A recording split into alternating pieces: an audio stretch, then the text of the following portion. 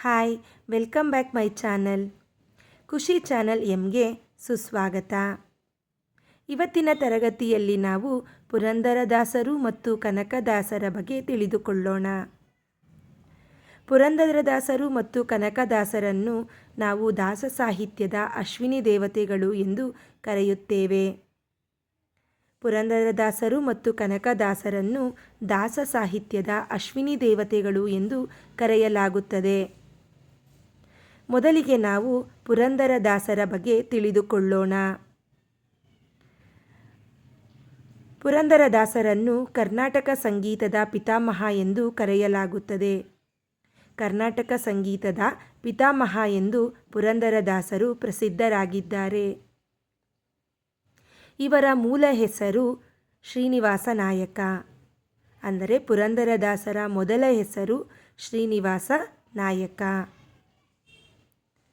ಪುರಂದರದಾಸರು 1470ರಲ್ಲಿ ತೀರ್ಥಹಳ್ಳಿ ತಾಲೂಕಿನ ಅರಗ ಗ್ರಾಮದಲ್ಲಿ ಜನಿಸಿದರು. ಇವರು 1470ರಲ್ಲಿ ತೀರ್ಥಹಳ್ಳಿ ತಾಲೂಕಿನ ಅರಗ ಗ್ರಾಮದಲ್ಲಿ ಜನಿಸಿದರು. ಇವರ ತಂದೆ ವರದಪ್ಪ ನಾಯಕ, ತಾಯಿ ರುಕ್ಮಿಣಿ. ತಂದೆ ವರದಪ್ಪ ನಾಯಕ, ತಾಯಿ ರುಕ್ಮಿಣಿ. ಪುರಂದರದಾಸರ ಗುರುಗಳು ವ್ಯಾಸರಾಯರು. ವ್ಯಾಸರಾಯರು ಪುರಂದರದಾಸರ ಗುರುಗಳಾಗಿದ್ದರು.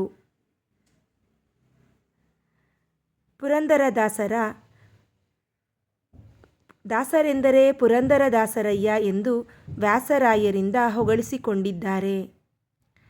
ಮೂಲತಃ ವ್ಯಾಸರಾಯರೇ ಪುರಂದರದಾಸರನ್ನು ದಾಸರೆಂದರೆ ಪುರಂದರದಾಸರಯ್ಯ ಎಂದು ಹೊಗಳಿದ್ದಾರೆ.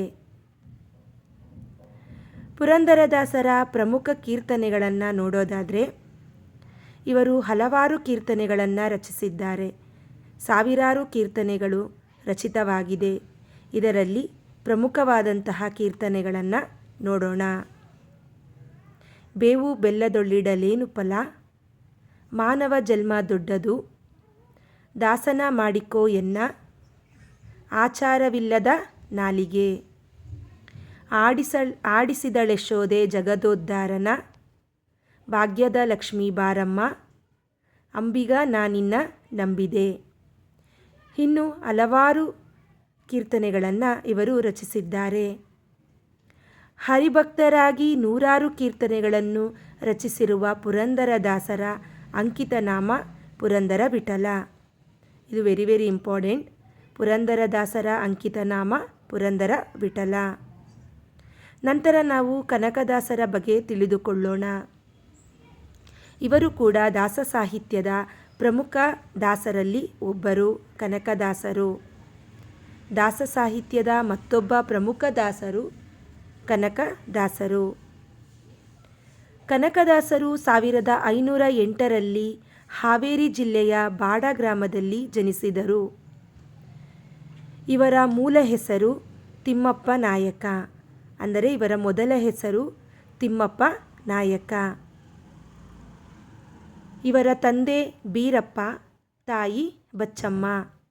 ಇವರ ತಂದೆ ತಾಯಿಯ ಹೆಸರು ಬೀರಪ್ಪ, ಬಚ್ಚಮ್ಮ.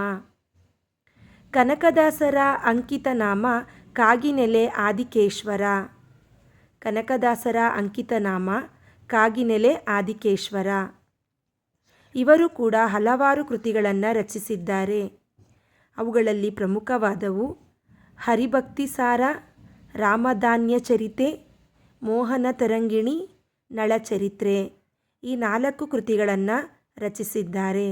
ಹರಿಭಕ್ತಿಸಾರ, ರಾಮಧಾನ್ಯ ಚರಿತೆ, ಮೋಹನ ತರಂಗಿಣಿ, ನಳಚರಿತ್ರೆ. ಇವರು ಕೃತಿಗಳನ್ನು ಮಾತ್ರವಲ್ಲದೆ ನೂರಾರು ಕೀರ್ತನೆಗಳನ್ನು, ಉಗಭೋಗ, ಸೂಳಾದಿ ಹಾಗೂ ಮಂಡಿಕೆಗಳನ್ನು ರಚಿಸಿದ್ದಾರೆ. ಕೀರ್ತನೆಗಳ ಜೊತೆಗೆ ಉಗಭೋಗ, ಸೂಳಾದಿ ಮತ್ತು ಮಂಡಿಕೆಗಳನ್ನು ರಚಿಸಿದ್ದಾರೆ. ಕನಕದಾಸರ ಪ್ರಮುಖ ಕೀರ್ತನೆಗಳನ್ನು ನೋಡೋದಾದರೆ, ಎಲ್ಲರೂ ಮಾಡುವುದು ಹೊಟ್ಟೆಗಾಗಿ, ಕುಲಕುಲವೆಂದು ಹೊಡೆದಾಡದಿರಿ, ದಾಸನಾಗು ವಿಶೇಷನಾಗು, ಬಾಗಿಲನ್ನು ತೆರೆದು ಸೇವೆಯನ್ನು ಕೊಡೋ ಹರಿಯೇ. ದಾಸ ಸಾಹಿತ್ಯಕ್ಕೆ ಇವರ ಕೊಡುಗೆ ಅಪಾರವಾದದ್ದು. ಪುರಂದರದಾಸರು ಮತ್ತು ಕನಕದಾಸರು ದಾಸ ಸಾಹಿತ್ಯಕ್ಕೆ ನೀಡಿರುವ ಕೊಡುಗೆ ಅಪಾರವಾದದ್ದು. ಧನ್ಯವಾದಗಳು. ಹೀಗೆ ನಮ್ಮ ಚಾನಲ್ನ ನೋಡ್ತಾ ಇರಿ, ಲೈಕ್ ಮಾಡಿ, ಸಬ್ಸ್ಕ್ರೈಬ್ ಮಾಡಿ.